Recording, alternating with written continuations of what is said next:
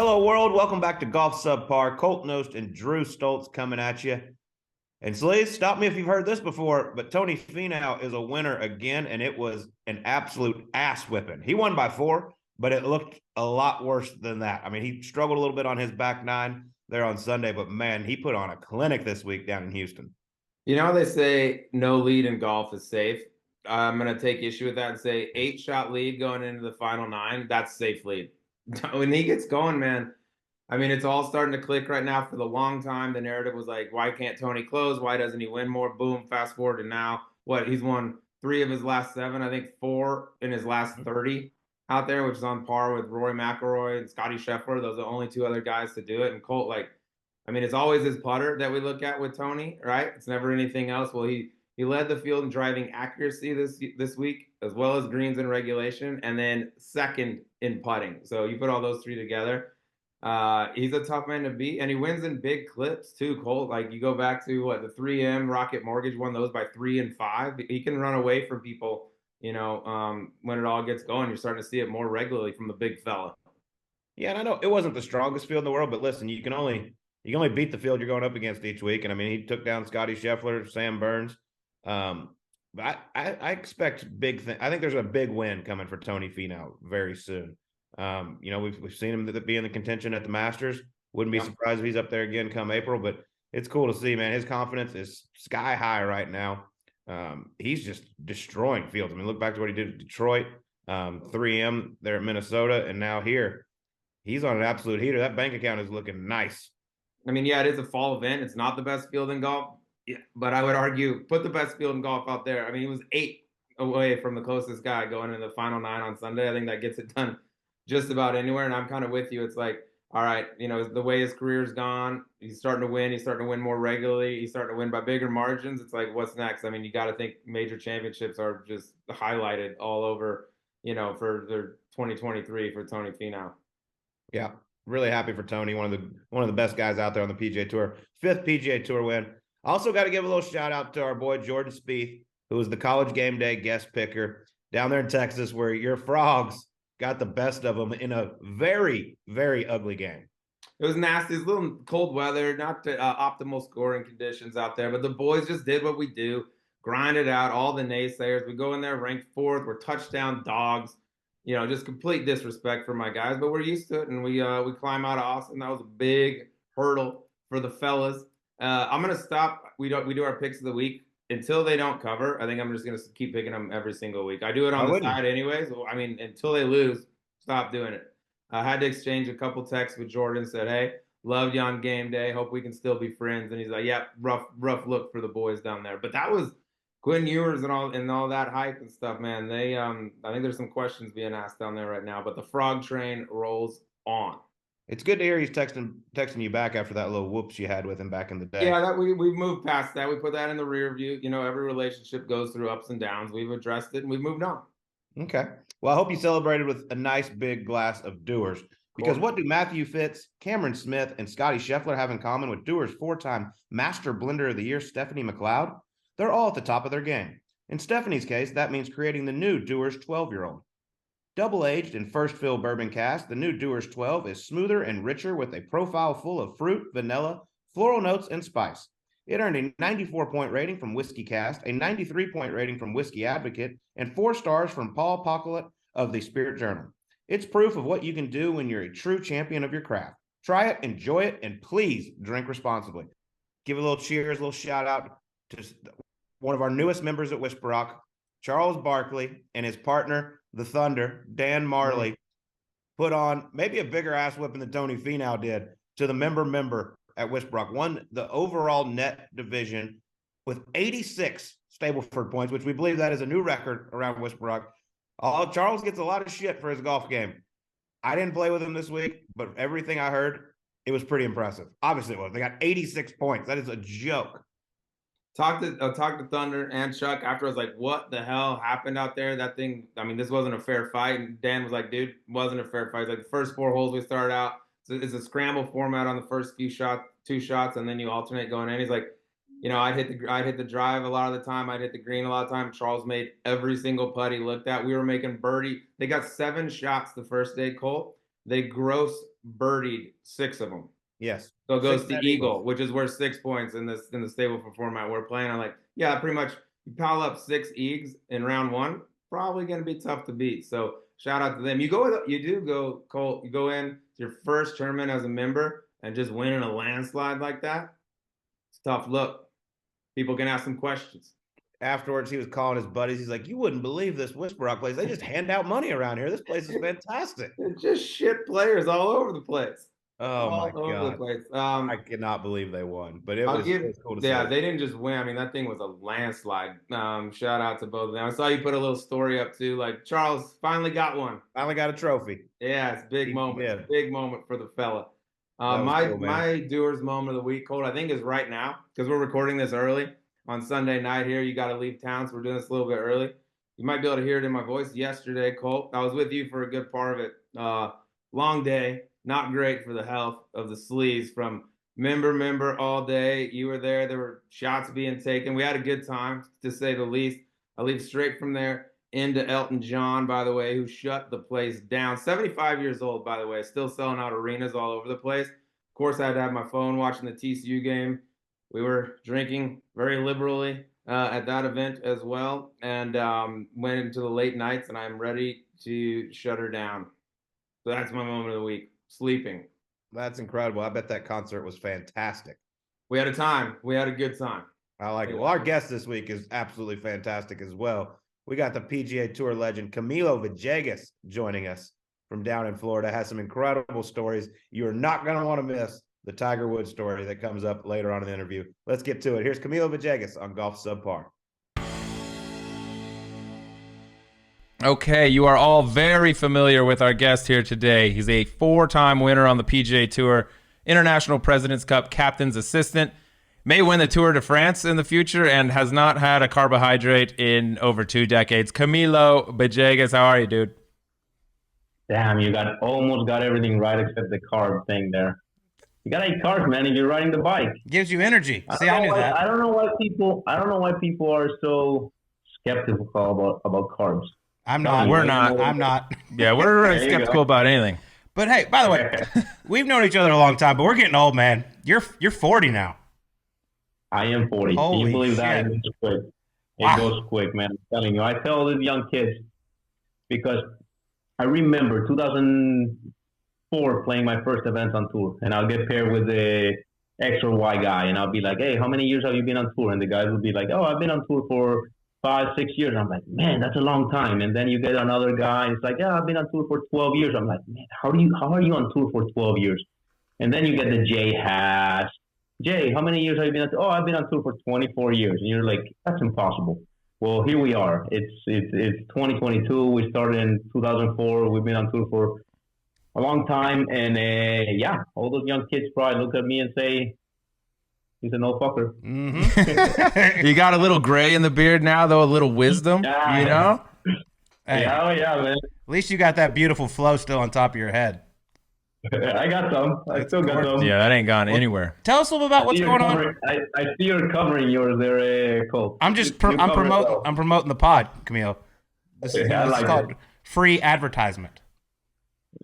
But tell us a little about what's going on with the golf game. How we doing? You playing on past champion status right now, out on the PGA Tour? I am, man. Yeah, it's been tough the last couple of years, to be honest. I mean, the game of golf has been great to me, but nobody's immune from the ups and downs. And I keep working hard, man. I love it. I enjoy the process, but physically I've been good. I had a little injury there for about a year and a half, and then it came a little family situation with losing our daughter Mia, which was tough. That was a tough emotional time in life, but I was very happy with the support from everybody. I mean, it's been unbelievable. The golfing family, the non-golfing family. Everybody's overwhelmed me with the support, and we're trying to get back. We're working hard, and now we also have Mia's Miracles, which is yes, we would love to have Mia here with us, but unfortunately we don't. She's in a better place. It was a tough battle for her. She was very strong, and my wife Maria decided to get Mia's Miracles going. I had my foundation called Camilo Villegas Foundation. and we quickly changed the name, changed the purpose, the vision, and she's been working hard. So we got a lot of great projects, and once again, the support has been unbelievable. So we have a little angel up there looking at us, and we're trying to give back and give some smiles. And those people that are going through situations like we went through are going to be benefited from Mia's Miracles, my wife's work, and everybody that supports our foundation. And I know your event's coming up here in a few weeks. If people that are listening right now wanted to get involved and help out, how can they do that? Yeah, miasmiracles.org is the website, and they have the Instagram too, which is Mias_miracles, and they can find a lot of information there. It's become a priority for us. We do it with a lot of love, obviously. And it's very different because, man, it feels so good. It feels so right to give back. And we work really hard. We've been very fortunate to do what we do for a living. We've been very fortunate to be successful doing what we do for a living. Winning golf tournaments is pretty cool, but this is a different feeling, and it's a pretty special one. And the golf, anybody that wants to support our cause and everything that we're doing in the U.S., everything that we're doing in Colombia, and bringing smiles to those in need, they can go on the website, they can make donations there, or they can reach out if they need any other information, and keep helping us make others smile. The golf community is a small community, but it's such a supportive community. When all this was going down, were you like blown away at the outpouring of support that you got from guys you've been playing against your whole career, and probably, I assume, a ton of people that you really haven't even had contact with on the golf course at any point? Absolutely. I'm going to be very honest with you. I had a love and hate relationship with my phone. Why? Because it was it got crazy there. It got very crazy. And there were times where I just hated my phone because there was so much in it. And I was trying to be there with our little daughter, Mia. But it was a love relationship with my phone because I knew the love that was and the great energy that was being sent to us from all over the world and everybody. So every time I got on the phone, I started looking at messages. I was overwhelmed and I hated it, but I loved it because I knew all the energy and all the positive attitude and good vibes that were being sent our way. Yeah, for sure. Like you said, you got great support from all over for that. And it's an incredible cause what you are doing. Hopefully people listening can go help. Before we get back to Camilo Villegas, we have a special offer for you that goes all the way through the holidays. Head over to the Golf.com Pro Shop, pick you out some Birdie Juice gear, and when you check out, automatically 20% off, no code needed. Perfect in time for the holidays. 20% off at checkout, Golf.com Pro Shop. Head over there now. But I want to go back to your earlier years a little bit. Growing up in Colombia, I know I talked to your golf coach, Buddy Alexander, from the University of Florida. Don't worry, he didn't give me any of the good dirty stories or anything like that. But he did tell me you were the most perfect student. You were a coach's dream. You went to all your classes. But first off, back up. He told me he had the best recruiting trip of his life when he came and saw you at the U.S. Junior in the finals, I believe, against Hunter Mahan, correct? Correct. He told me he got to play Pine Valley that week. He got to go over and watch you, and he signed you that week. But he did say, since you made it to the finals, it cost him another half of a scholarship. He thought he was going to get you for a discount price, but then once you made it to the finals, you took it all from him. Yeah, that was a great tournament. I mean, battling Hunter in York, Pennsylvania was great. We had a good time, and obviously played against him for many years. Talking about Buddy, man, what a special individual in my life. I mean, the University of Florida was great. 4 years where I learned so much, and it was pretty interesting because when I got there, it was very different coming from Colombia. I mean, being able to play golf and have an education, you don't get that in Colombia. So here I started seeing all the great opportunities, all those doors that started to open, and I try to pick the right one, and I try to pick the one that was going to make me a better player, that was going to make me a better person, and that was going to help me accomplish my dreams, which were to play on the PGA Tour. And Buddy Alexander, very, very knowledgeable coach, old school, tough, but man, he was on my side. He really liked the way I was grinding, and I really liked the way and the stuff in his all the planning he had for us. There was no stone unturned, and I took advantage of that. I got in the gym. I got stronger. I went to classes. I made sure my grades were good to play golf. And man, 4 years later, I got my degree. 3 times first team All-American. So it was a successful college career. I really enjoyed it. I made a lot of friends. And once again, I learned so much from Buddy Alexander. I am not sure I would have been as successful on the PGA Tour if it wasn't because of those 4 years and all the stuff I learned at University of Florida and from Buddy Alexander. You're such a kiss ass. Man, it sounds like he's trying to get another scholarship. He's trying to go back, graduate degree. By the way, go ahead. You gonna be a doctor? How much cooler does he say Columbia than us? A lot cooler. I was like, man, I wish I could say it like that. Yeah, everything sounds cooler. Were you like fluent? English was good when you came over? Can you spell Colombia? Because they misspell it here all the time. It's COLO. Yeah, Colo. There we go. Come on, man. Who are you talking to? We're very worldly here, Camilo. Medellin, or however you probably say it, a lot cooler as well. I probably can't say that one. Medellin, yeah.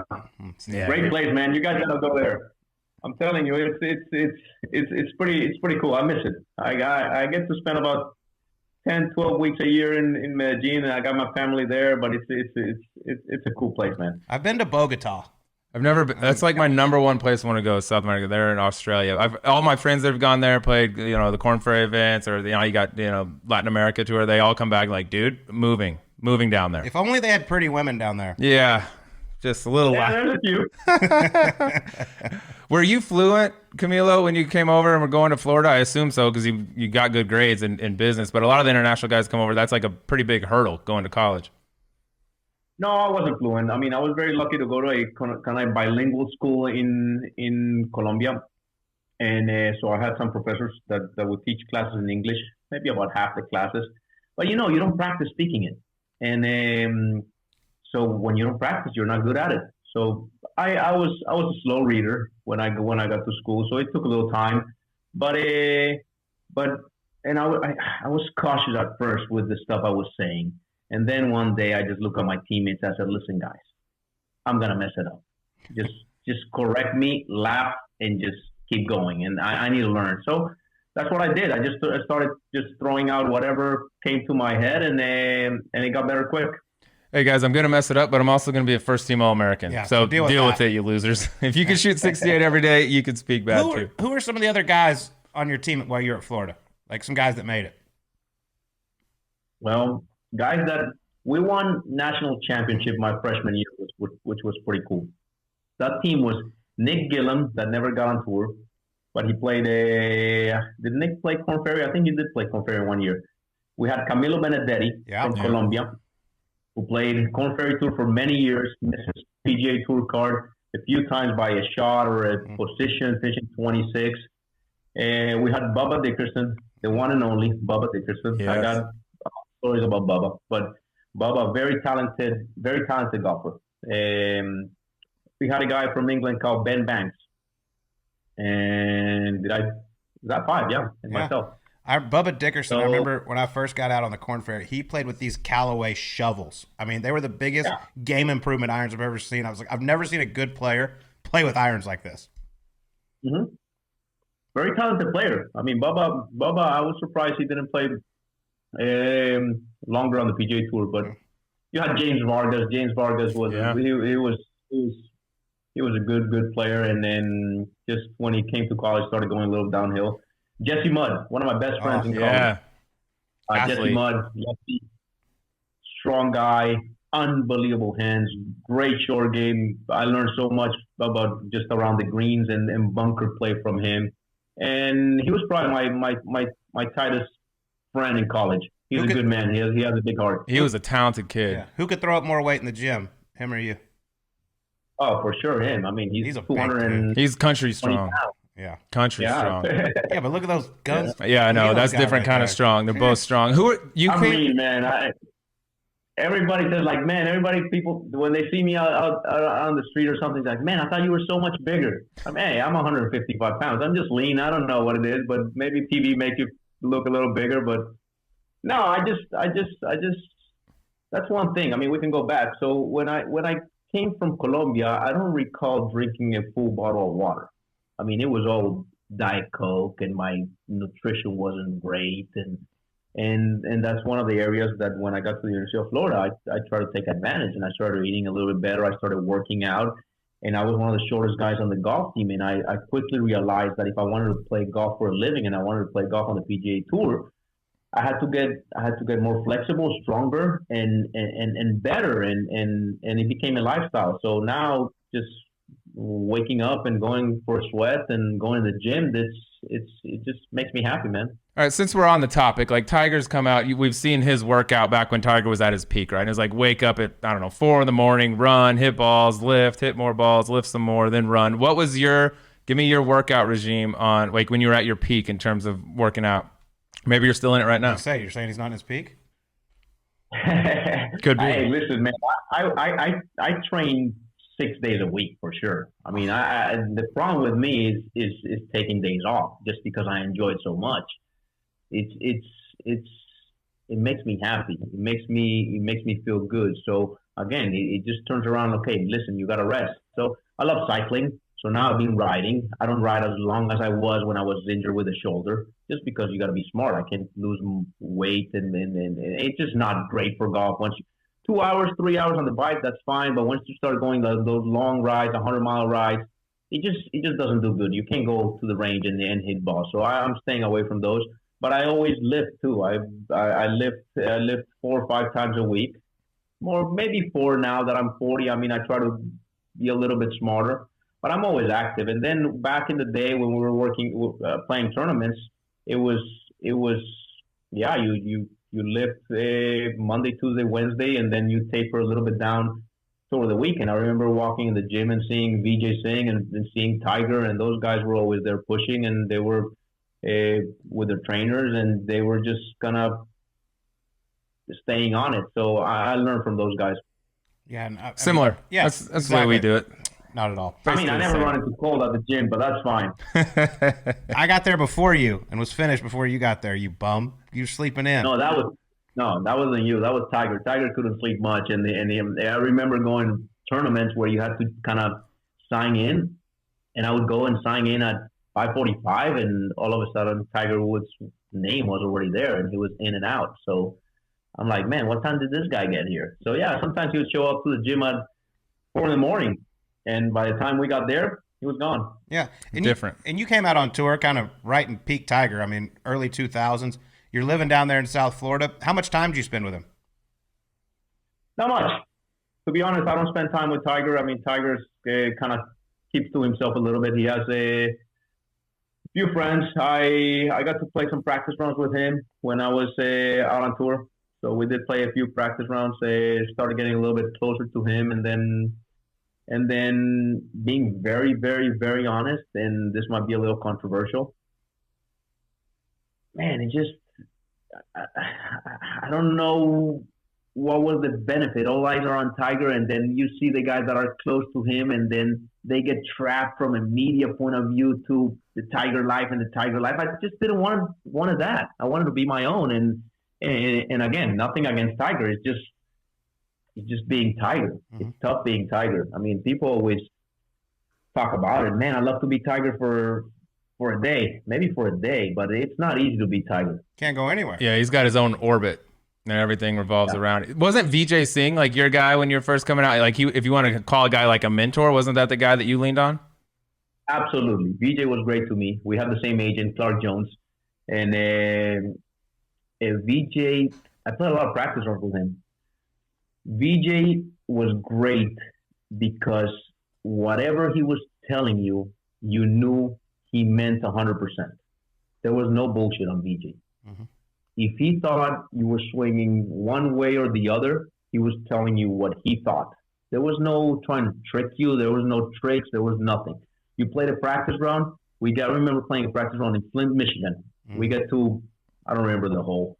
And it's a tight little golf course, tree line, whatever. And we get to this hole, and he goes, listen, man, if you hit 3-wood, you aim at that little branch. And if you hit driver, you go over this little tree. And it was like that. And he meant it. Also, every time you asked him for for something. Hey, listen, Beach, can you watch me hit a few bunker shots?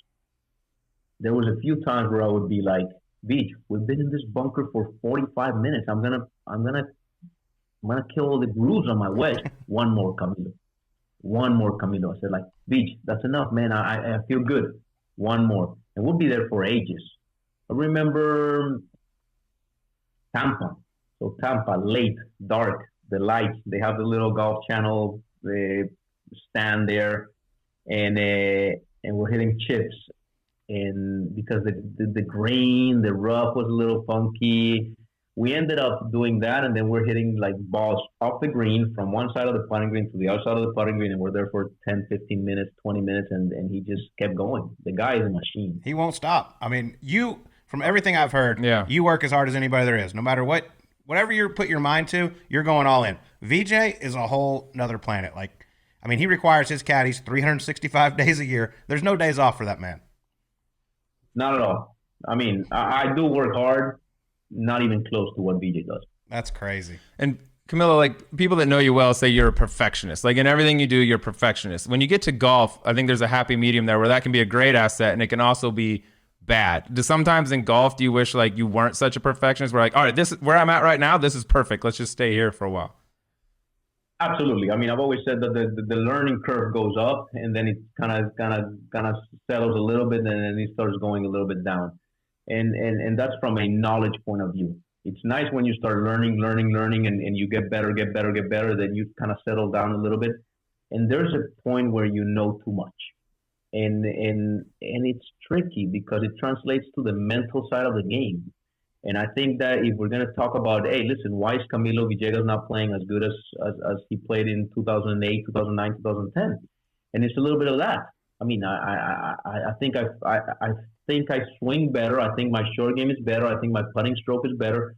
But I think there's a little knowledge about understanding how tough it is to win on tour and how good everybody is and all these other factors that translate to a little bit of a weaker mind that we constantly battle. You lose a little bit of confidence here and there, and that's what you're trying to regain. It's not that you're not good physically at 40. I feel fine. I hit it plenty far. It's that being such a perfectionist sometimes can turn the corner and make it negative. And they say that, I mean, your strengths can become your weaknesses. And being a perfectionist has definitely got me to where I am and accomplished what I've accomplished. But yeah, there's times where I need to let go a bit, relax a little bit, have a drink, and Court, everybody needs it. It's like the technology. Are you the guy that's like video every swing, draw all the lines, do this? Is that what you get caught up with? Because I've seen tons of good players, especially in college, when they get to, they get better resources and all that, they become obsessed with it. No, not at all. I mean, I am a perfectionist with preparation and like golf courses, yardage books, making sure I know exactly where to go, how far it is, rolling balls, hitting putts, all that stuff. But when it comes to TrackMan, you don't know how many times I've taken my TrackMan to golf tournaments, and I get back and I say, why did I even pack this thing? It's so heavy. Mm-hmm. And no, I've never been a kind of like technical guru or just nutcase. I don't know. Tell me about your yardage book, because I heard it is ridiculously detailed. It is, and I love Mark Long. Mark Long does unbelievable yardage books on the PGA Tour. And I have a great relationship with him. But I wish his yardage books were not as good, to be honest, because it takes a little bit of my advantage. Because my yardage books since college days, my dad's an architect. Both mom and dad are architects. Oh, wow. So I guess that's kind of maybe where I get it from a little bit. And yeah, a lot of my teammates used to copy my yardage books in college, and then even guys would look at my books on the PGA Tour. And but now Mark Long, man, I mean, this technology they have, it's so pure. When somebody tells me that there's something wrong in the yardage book, it's hard to believe, because Mark Long doesn't make it. No, they're fantastic. A lot of info. Talking to one of your old caddies, Brennan Little, he told me you have the center line of every fairway on every hole, and then you would hit approach shots and you would have putts written down from the years past. You'd be walking and be like, Butchie, this putt's left edge, and you're 100 yards from the green. Yeah. Do you write down every true. putt? But a lot of them. I do a lot of them. And but did Brett tell you that the middle of the fairways was actually something he taught me? He did not. So, yeah, that's something he taught me, and I think he used to do it with Ben Crane. And it works great because it takes your mind off all this stuff around. So, obviously, in order to get that point, we need to create a straight line. So we get 3 points to create that straight line, and we say, okay, the middle of the fairway at 250 yards is X. And the middle of the fairway at 270, and the middle of the fairway at 300. So, if you're going to hit different clubs or the wind is different, you have a few options. But then you get there and you know exactly where the middle of that fairway is and where you want to finish it. So I only needed 2 points. Helps. I didn't need that 300 point. I didn't need that 300 it ended at 268. Well, you do need the 3 points because if you go 2, then somebody needs to be looking in the distance to see what's going to be your target. So you get the tee box here, you get the middle at 250 here, but then whoever's standing here needs to keep looking and say, okay, the middle at the 250 is the left lemon, the big tree. So you do need the 3, bro. Okay. Yeah. So I'll take your word for it. while we're getting into all this yardage book stuff, I think the listeners would find it interesting. All right, you said you used to jot your putts, right? You used to mark your putts down. Let's say you had a putt in 2018 on a certain hole from 15 feet. Okay, boom, you hit it. How do you mark that down so you know next year in 2019, like if you're in the same, how is that advantageous to you? I think people would find that interesting. Well, obviously you're going with what you see, but it's great. The pin placements on the PGA Tour don't change too much. I mean, they're 1 or 2 yards apart. Obviously, when the greens books came out, now they're banned. You kind of stopped doing that because technology got so good, and you had all these arrows, and then you had the little towers that tell you exactly where the whole location is. So now the rules officials are not even pacing them. They go and put a bottle, get on the radio, and say, hey, on hole 6, where's the can? And they say, oh, it's 11 and 3 from the right. So they didn't mess it up. So at this point, you stop doing a little bit of that because you have the technology. But before that or now, you just make lines, and you gotta be very careful in what angle it is. So let's say there's a pin that's 7 and 4, and I'm gonna hit putts on a practice round. I put a tee, I hit 7 and 4, and I hit on just straight from the middle of the fairway, straight this way. So everything on 90 degrees angles. So I know exactly where I hit the putt from. That's the main thing. It's knowing where you hit the putt from, putting it on the yardage book. So when you get there, you kind of know the tendency of the putt, and then you go with the field, obviously. Yeah, it's a lot of work. It's a lot of work. It's a lot of work. And I also heard, not involved in golf, but you might have over 1 million spreadsheets in your computer full of different information. Is this true or false? Yeah, there's a few. Like, what kind of stuff are you keeping on spreadsheets? Everything, man. So your whole life, your whole life. Yeah, give us I have a life and I have 0 spreadsheets. So what's all going in yours? I don't even have a computer. I don't even know how to do Excel, by the way. Hey, every time there's a capital call on an investment, I plot it on a spreadsheet. Okay. That's on there. Fair. All right. Every time there's a distribution, it's on the spreadsheet. Yep. So I just enjoy it. I get that one from my mom. My mom is pretty detail oriented, and she, you don't question her. She's right because she's put it down. She has it on the computer, and then she goes and checks it, and so there's no questions to be asked. And she goes, "Here you go. Shut up. I told you I'm right. I jotted this down 8 years ago." I feel like we have a lot in common, you and I, Camilo. We operate on the same level. I feel like this scales out to everything in your life. So are you the type of guy, like when you go on a trip for golf or whatever, you're like, these are my Tuesday socks, these are my Wednesday socks, this is my Thursday stuff. Is it all like, is it that meticulous when you're like packing? Because I have friends that are like that, and I'm like, oh my God, how do you do this? Man, I've been through stages, and that was probably me at the beginning of my career. I mean, I've had a really long relationship with Jay Lindeberg, and we've been on every end of the spectrum. I mean, we've been on the colorful side, early days, crazy, and now if you watch me play golf, I'm either wearing all black or all white. So it's pretty easy now to do the packing. And people actually joke and say, let me guess, what are you wearing tomorrow? All white. Oh, what are you wearing tomorrow? All white. So that came actually, the all white, if you go back to when I won the golf tournaments on the PGA Tour, I was wearing all white in a few of them, maybe three of them. If I'm not, yeah, three of them.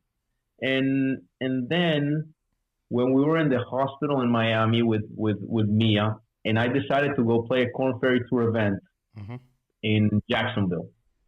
So every time we went to the hospital, we were there for 5 months. We didn't like wearing dark colors. That was Maria, my wife's gig. She said, "Hey, I like light colors. They just feel right. They feel better. They feel more happy." And when I got to start packing for that Corn Ferry event, I said, "You know what? I'm just gonna wear all white this week," and kind of stuck. I like it. So it's a little bit of in honor to my little angel up there. You look much, on a joking note, you look much better in it than I do. But we got to talk a little bit about the Spider-Man, because I mean that's what I think early on in your career everybody knew you for. First off, how did you come up with it? Second of all, I'm not doing it because I'll hurt myself. And did you rip any pairs of pants doing this motion? Absolutely, I ripped a few pairs of pants. Yes. And I'll tell you a good one from Hilton Head. So 2005 Corn Ferry Tour, I wasn't putting great. And I always like when the green was kind of elevated and you can hop, you can get yourself in a bunker and you see the line like so good, or just off the green. And I have like a 10, 15 footer, and I started getting lower. I'm not even thinking about what I'm doing. And I ended up somewhat in that position, and I made a 15 footer, and a couple holes later, I have a putt that's very, very straight. So I'm like, man, let's get lower again. Let's see this. Let's check this putt out. And I started getting lower, and I ended up in that position. I made the putt again.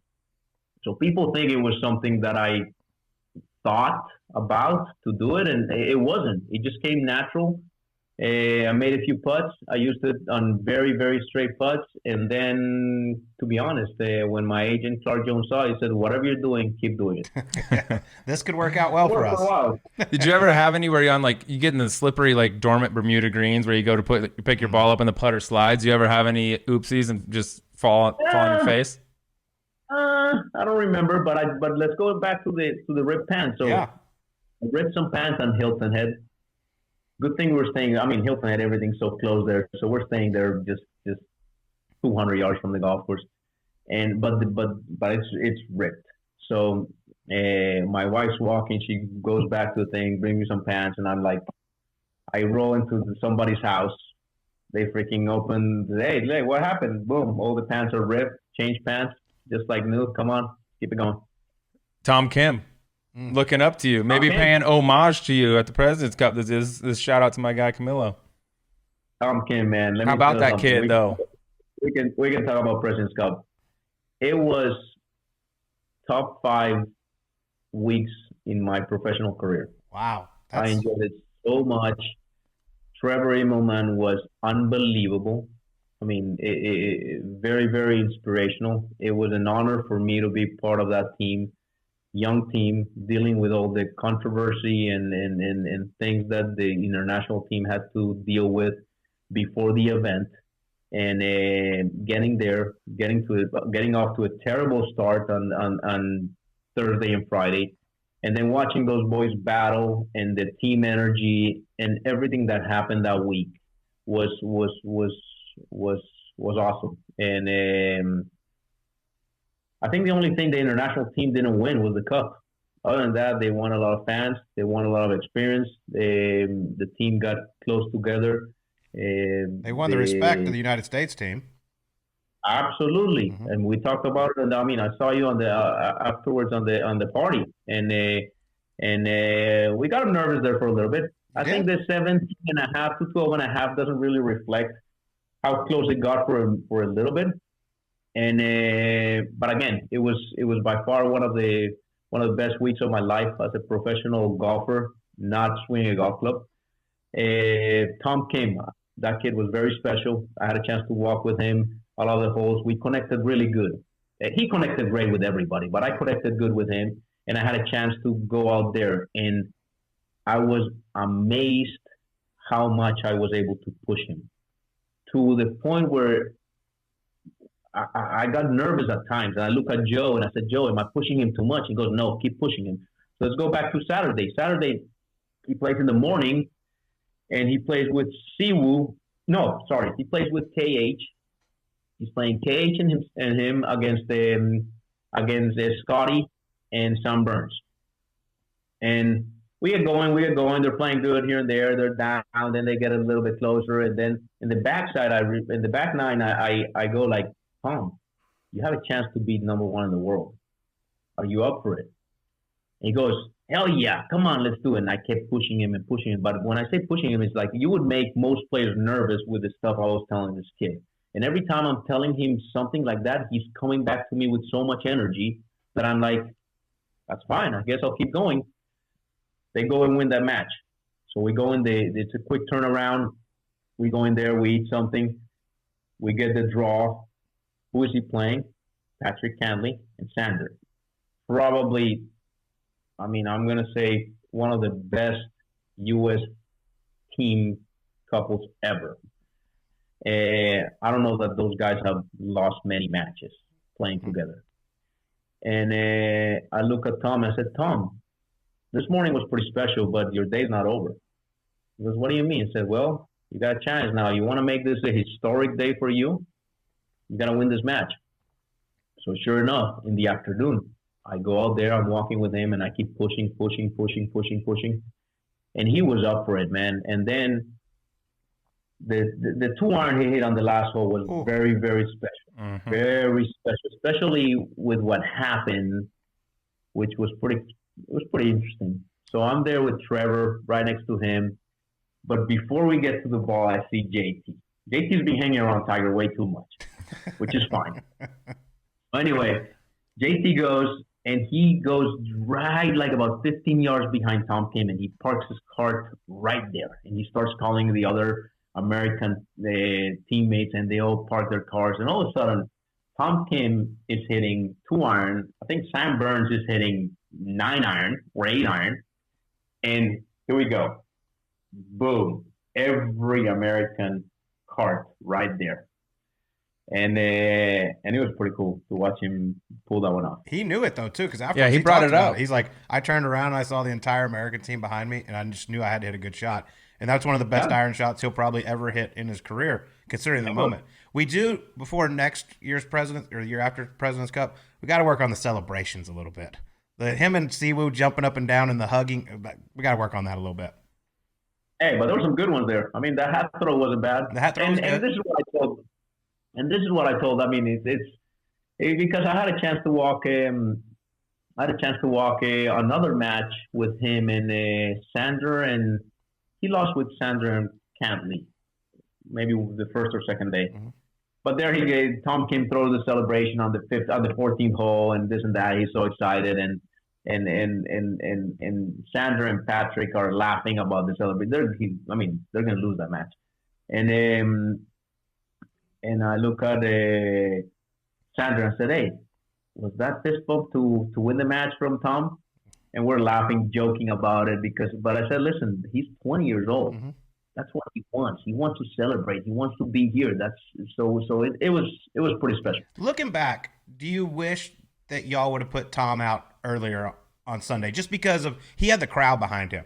I mean, the crowd absolutely loved Tom Kim. I would have bet my life he would have gone out first or second, and he didn't go out till 10th against Max Homa. I know y'all had y'all's whole plan with analytics and everything, but just looking back as an entertainment perspective, do you wish you would have put him out a little earlier? Yes and no, or no and yes, because we wanted Siwoo to play JT. Do you want to give us a reason why? Is there a rationale behind that? No, I think Siwoo was the right guy to play JT. I mean, like I told you, I mean, JT's been hanging around Tiger a little too much, which is fine. But we've seen JT at this team events and how excited he gets and how crazy he gets and And I mean, JT's a stud. And we felt like Siwoo was the guy that could be playing against him and never just get intimidated.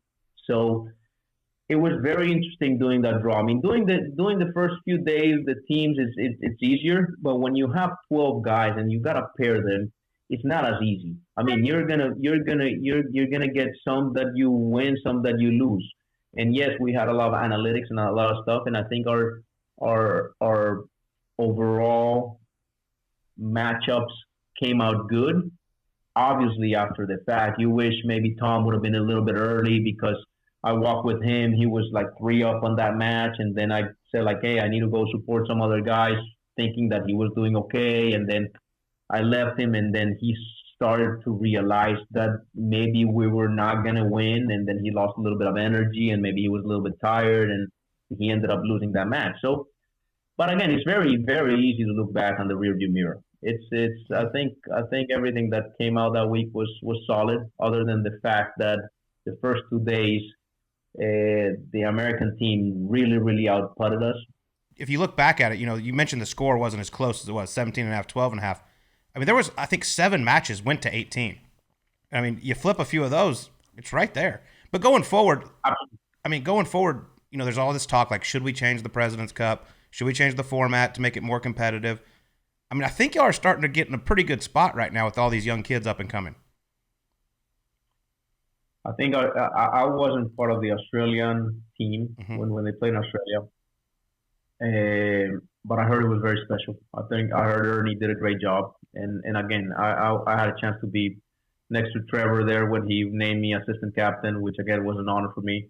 And to watch him work and to watch his attention to detail and to watch him try to get this team united and excited, and it was pretty cool to be there with Scotty on his 10th President's Cup, to watch him interact with his younger kids, motivate him, tell them stories, was awesome. To have Tom Kim is speaking perfect English and helping us make a nice bridge to the Korean culture, and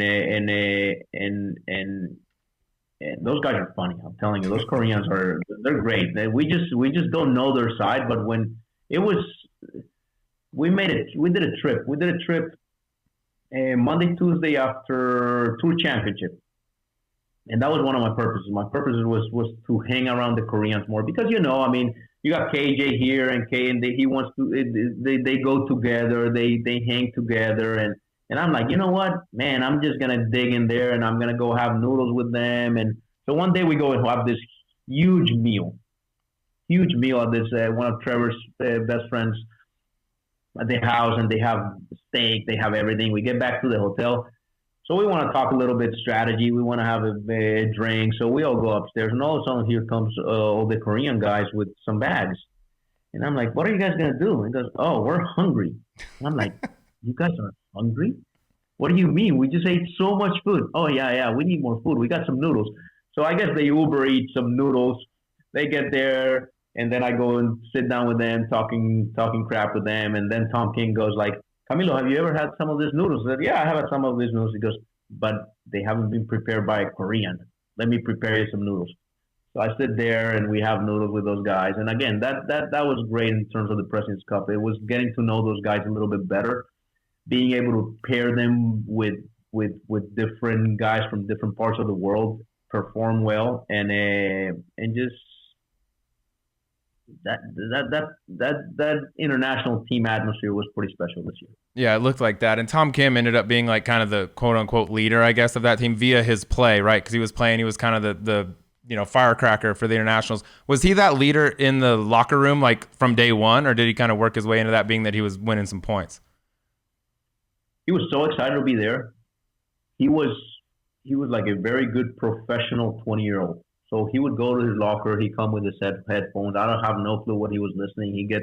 We had this locker room that looked like kind of football locker rooms, all open. And he gets there and he's freaking singing and he's jumping and I don't know what he's got going on. He's just getting pumped.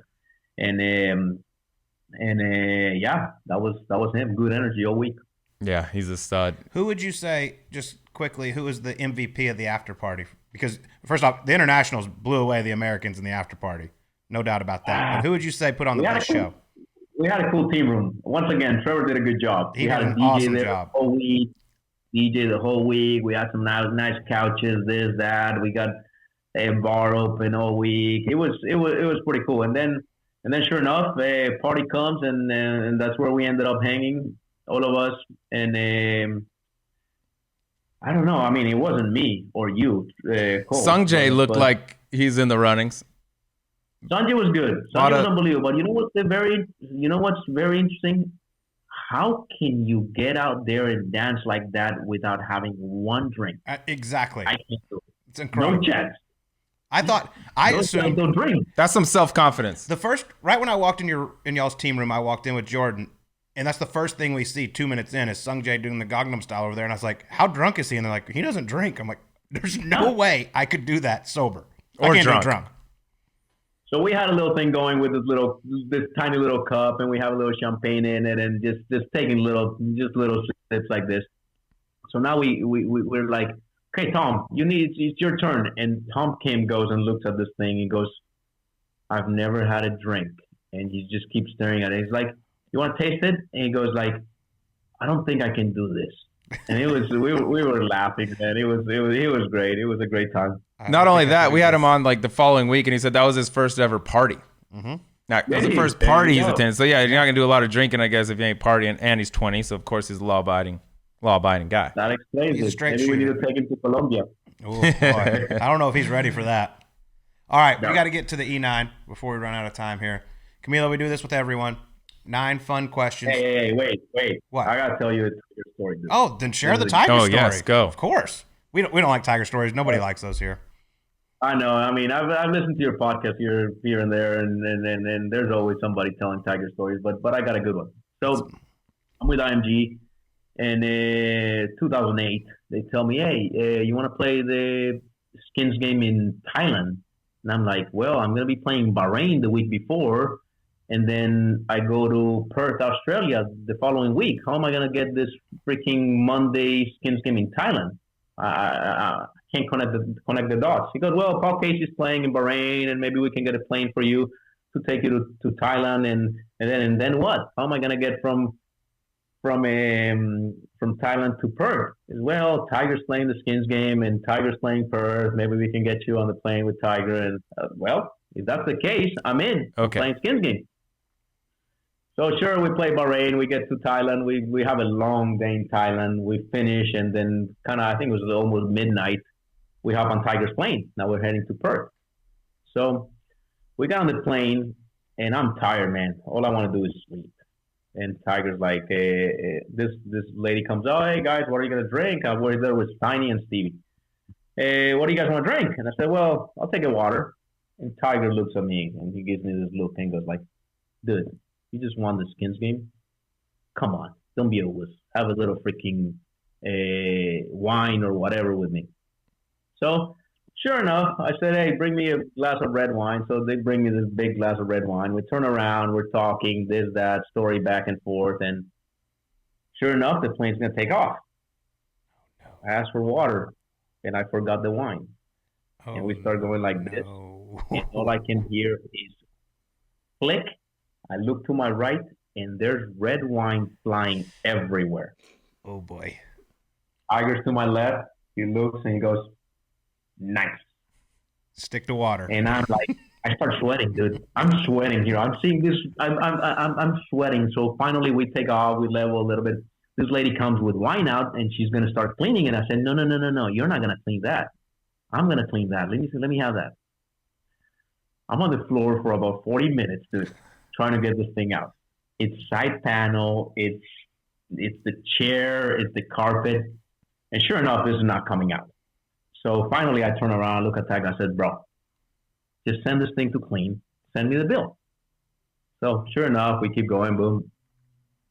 About a month later, I asked, hey, Steiny, did they clean that plane? Oh, yeah, whatever. And then another month later, I go, Steiny, did they clean that plane? I said, well, it's not coming out. But So about 3-4 months later, I get to Tiger's event. So we're in Sherwood Country Club, and I get there, and I open my locker, and I have a little envelope there, and I'm like, what's this?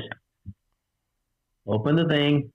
Sure enough, from ETW to Camilo Villegas, attention to my financial guy, blah blah blah, invoice, cleaning of the plane, 25,000, and I'm like, I wonder if they're messing with me. I keep asking Steiny this. Transfer the funds, following bank account, boom, boom, boom, information and everything. A day goes by and I don't see Tiger. And then sure enough, like I told you earlier today, I said like 6:15 a.m. I'm walking down to the gym. Who's coming up? Tiger. Elevator opens and I see Tiger, and I don't know how in the world I came up with this. But I look at Tiger, I said, hey, T, I got that invoice in the locker and I'm having some problems. He goes, what do you mean? I said, yeah, man, I couldn't transfer the funds. And then I finally pick up the phone. I call this lady at your bank, and I said, listen, I need to transfer the 25,000 to this bank account. And the lady just goes, sorry, Camilo, that bank account is full. You can't fit a penny in there. And I can see Tiger's face. And honestly, to this day, one, I don't know if he thought it was funny. And two, that was the last time I've been on that plane. That's good. It's full. It's at capacity, dude. Can't get another penny in there. Don't just buy a new plane, dude. That is incredible. That's an expensive glass of wine. That's a. By the way, sure that Skins game, I believe, was at Amata Spring over in Thailand. I was just there. Saw your beautiful mug in the clubhouse there. Still got it up. There you go. Yeah, you're still Nice. there. There you go. That's Good. a cool place. That's a great story. Yeah, that is great awesome. story. All right, let's get to the E9. We asked this to everyone, Camilo. You can be anyone else other than yourself for a day, dead or alive. Who would you be? Oh, man. Oh, I guess everybody wants to be somebody famous or somebody that's been very successful, this and that. And You're both those. I think I'm gonna switch it. I want to be a kid again, man. I wanna be like 5-year-old, where there's no worries, there's no nothing. You don't really know exactly how this world works, and it's all naiveness and just happiness, and that'll be cool. And it goes back to what we talk about. I mean, maybe knowing a little bit too much. I like that. That's a thoughtful. That's a thoughtful answer. My son is 11 months, and trust me, I look at him, and he goes in the gym with me, and there's zero worries in that little kid's mind. Yeah, that's an cool. enviable position. That's a good answer. We've had anything from, we get Tiger a lot. We've also had Jesus, I think. So that's the spectrum. Those two might actually be close to one another on the spectrum. But all right, next question. I know you're a big shoe guy too, big fashion, but big into the shoes. If you got to go into your house and you can only come out with one pair, the rest are gone, what's the number one pair of shoes for Camilo? Ooh. J1 slow, and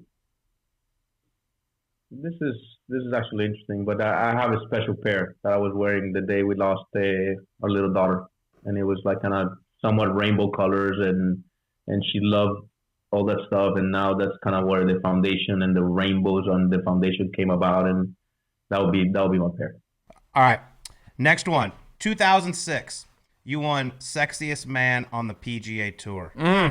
Do you think if Harry Higgs had already turned professional, he would have stolen that crown from you? Absolutely, man. I love Harry. Who doesn't love Harry? If you're going to lose to anyone, losing to Harry, not all that bad. Yeah, I'm fine with that. I don't think they vote on that anymore. Guys get too sensitive. Yeah, you can't even do that. It's like offensive. Yeah, I know. It's offensive now to be sexy. That's why I had to quit the game. All right, here you go, Camilo. If you had to give up one of these things for an entire year, but money does not factor into the equation, okay? Which would you rather give up? Playing golf or riding your bike? I'll give up riding my bike. Oh, I thought it might be the other way. No, not really. I mean, a lot of people think a little bit like that just because I'm so passionate about the cycling. But to be honest, hey, I'm so grateful for the game of golf. The game of golf has given me so many things. I love the game of golf. I love having something else to do and another passion. But hey, golf will always be number one. Interesting. Sometimes you play it long enough, it becomes work. And I see on that bike, you're a big deal on that bike. Yeah, I know what you mean. Yeah. All right. That's love for the game. All right, next one. True or false, your junior year at Florida, you got so swole in your upper body. They barred you from lifting weights your junior year. No, false. Coach lied to me. There you go. We got shit sources. He wanted me to slow down, but he wanted me to slow down. I was doing double sessions. I was going in the morning without the team. I was going in the afternoon with the team, and it's funny when you start seeing benefit on that fitness. I was starting to get it farther, and I was getting better. So he did want me to slow down, but I snuck around. He said you went first team All-American, and third your junior year. It's because you got too bulky, so we had to kick him out of the gym for a little while. No. Hey, listen, I won twice that third year, and I got third team All-American. So I don't know who was giving me awards that year. I was not the most consistent guy, but I came back the fourth year with first team All-American. So yeah, that's, junior year was shit. Let's be all honest. these committees in college are trash. I would have put you first. All right, get back to a little fashion question. You've been, I would say, a fashion leader on the PGA Tour ever since you came out. Give me one guy right now that you think has the best style on tour. Oh, right now, Hoagie. Not Tom Hoagie. Oh, He's gotten better. Since He has gotten a lot better. Ooh. I tell you I who. like clean look, man. You know what? I think not talking about Jay Lindenberg. I like what Grayson is doing with their clean looks. So guys that wear Grayson look pretty good when they wear it clean. Harry Higgs wears Grayson. He'd be sexiest and best dressed. That wouldn't be fair. That wouldn't be fair. All right, next one. What is a bigger number, your putts per green in regulation or your body fat percentage? What's a bigger number? Yeah. Oh, really? Is that a question? I don't know. How's your putter been lately? Yeah, it depends how you're rolling it, dude. Get up to 3, it's a toss-up, I think. I can putt the best I ever putt, and the body fat will still be lower than the putts per green in regulation. What are you? What is the body fat percentage? I don't know. I don't do it like I used to, but I don't know. Okay, At your best. I was say at your lowest. Yeah. Mid force. Wow. Oh my God. Yeah. Wow, it's like That 95%. but that not wasn't healthy. fat. That wasn't healthy. I mean, that was kind of somewhere in college there, and again, those obsessions are what make you good to a point. Only if you realize that you gotta ease up a little bit on the obsessions. I mean, to be a professional athlete, you gotta be somewhat crazy. You gotta have something wrong with you. You gotta be obsessive. You gotta be crazy. You gotta have all these characteristics that are gonna get you there, but you gotta manage them too. So Mid-4s, huh? Wow. Doesn't seem sustainable. That's about right here. This little finger. See this little fella? There he is. All right, last one for me, Camilo. How many pro-ams have you played in your life where someone in the group did not attempt to do the Spider-Man and they'd be like, hey, look at me, Camilo? Ever? That's a good question. I still take pictures, man. I'm telling you, I get the pro-am group and they say, listen, I haven't seen you do the Spider-Man all day. Can we take a picture? I said, sure, let's do it. We'll still do it here and there. And then they do it and they're like, am I the first guy? You ever seen this? Ever seen this little joke I got? Yeah, it's good. All right, last one. You're going to take every dollar you have. You have to wager this on who is going to have the higher SAT score. And you have to pick one side. You got Matt Every or you got Billy Horschel. Who you putting your money on? Oh, my God.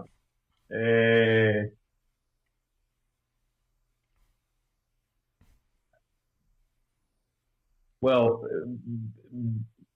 Billy tries to sound pretty smart, but Matt is smarter than people think.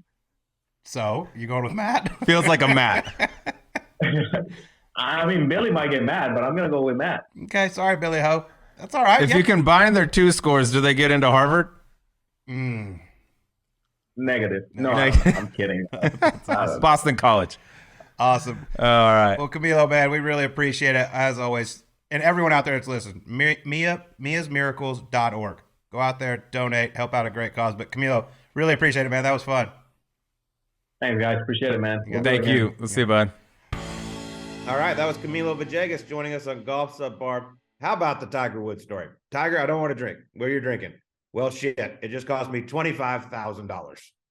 I want to know if he ever took it or if he was just fucking with him. I just love that what Camilo said. He called the bank lady. She goes, "We can't move that money. That account's full." It's good. Yeah. Sorry. We cannot take any more deposits. This one's maxed out. Luckily, he's got 5 of them though. Yeah. He got 5 of them. One of them's got room. And on a serious note, though, what his family has gone through with the loss of their young daughter. If you're out there and you have the ability to help, miasmiracles.org. If you can go donate anything, man, it's a great cause. I feel so bad for him. He's such a great dude. Him and his wife Maria, to have to go through that. I can't imagine going through that. It's just so tragic. As a guy that's got 2 little girls now, the thought of that happening, there's not another thing in the world that could be possibly as bad as that.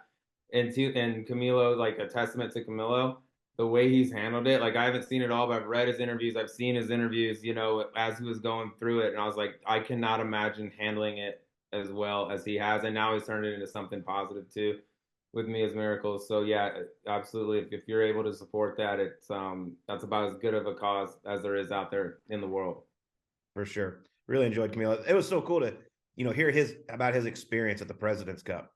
Being an assistant captain, saying it was one of the best weeks of his golfing life. Like how much fun he had, obviously getting to know Tom Kim, seeing that little guy's energy going out there. And they put on a show there at Quail Hollow. I'm excited for the President's Cup going forward. I think this thing's going to continue to get better and better and be more and more competitive. I don't want to like over harp on the meaning of having one guy on that team, but everyone we've talked to, I feel like the energy of Tom Kim was like infectious in that international team room, and people like rallied behind that, especially for such a young kid and a rookie. That's crazy impressive. Also, one last thing I thought was pretty cool about Camilo, like Colt, you were out there, you were with him on the range a ton of places, but when I've asked questions like who's the hardest worker, who's one of the guys that you think works the hardest on their game at tournaments, away from tournaments, all that, Camilo was a name that always came up, like one of a few guys. And then when he talks about being a young guy, and Vijay Singh was kind of his mentor, and he speaks on his work, like I couldn't even, he's like, all right, dude, I got it. We're hitting bunker shots. Like, let's be done. I just feel like all the VJ tales you hear in the stories about how hard he grinded, like they're true. 100%. But that was a lot of fun with Camilo. And the good news keeps coming, Sleaze. We got a new sponsor joining us.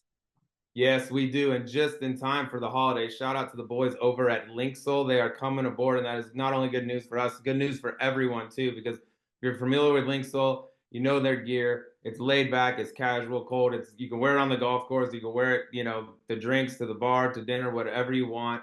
It's the latest creation from the co-founders, John Ashworth, Jeff Cunningham. They got a really cool deal coming up. Just go to linksole.com, sign up to get their emails, their texts, all that for early access to everything going on during the holiday season. But they got a 2-man tournament, Colt, that these guys put on that I've heard are unbelievable. They put them around the country, and they've been good enough to us that they are going to offer a giveaway or a team entry for 2 people, 2 Subpar listeners. It's going to be down at Streamsong, which is one of the best places in the country. Awesome resort from everyone I've talked to. So 2 guys are going to have an option, or ladies, to go play in the 2-man event down there, which is sweet. There's some big hitters, and it's a really fun tournament. Yes, that is going to be awesome. I'm very jealous to whoever wins that. But you do got to go pick up some Linksole. The stuff is awesome. You look great on the course or off the course. Linksole.com. Cole, you want to hear the best thing about what they do in this 2-man? I think it's the second day of the event. I was talking with Hank Ashworth this past week. He's like, yeah, we purposely don't tee off anyone before noon the second day to allow, the night before, you're going to have a bit of a time. You know what I mean? And they get it. So like 12 o'clock first tee time. That was beautiful. I like that a lot. All right, let's get to some gambling. We're going to put our golf picks out later on in the week because it's Sunday night and the odds aren't out yet. But we do got some football. You have been on an absolute heater. Your Frogs are riding high, looking good for a chance to get in that college football playoffs. They keep on winning. They got the Baylor Bears this weekend. Got the Baylor Bears. I'll go ahead and just get mine out of the way. I told you earlier, I'm done not picking them every single time. You got to ride or twist your bucks yet, and they ain't bucking. Right now, I'm going TCU -2.5 in Baylor against the Bears, at Baylor against the boys from Waco. So I'm going to keep riding them. Coming off an L with Alabama, like I said, I was hoping we'd get the pissed off Alabama. Didn't quite get it, didn't cover, so I got to come back correct, get back hot again. Who you got? All right. Big game. Number 3, Michigan is at home against Illinois. Illinois is catching 17.5. I don't think they're as bad as people think they are. I like them getting that many points in the big house. 17.5, Illinois Illini. Love that. Throw a little dog in the mix. We're heavy faves, I feel like, on this show. So throw a little dog into the mix there. You know what I mean? For sure. You got to take the points sometimes. Love it. Wow. One last thing, I do got to just absolutely just hate all over Mike McCarthy real quick. Dallas Cowboys, just a heartbreaking loss to the Packers. God, just ruined my day. Not kicking the field goal in overtime, going for it on 4th and 3. I don't know. I don't get it. I'm over it. He pissed me off. I hate the Cowboys again. That's the good news about the Broncos being complete dog shit, is that nothing they do even pisses me off. I'm like, yep, we stink, and I expect to never score. And we had a nice little second half today, Colt. 6 possessions, I believe. 7 possessions, 6 punts, and a pick. That was our second half.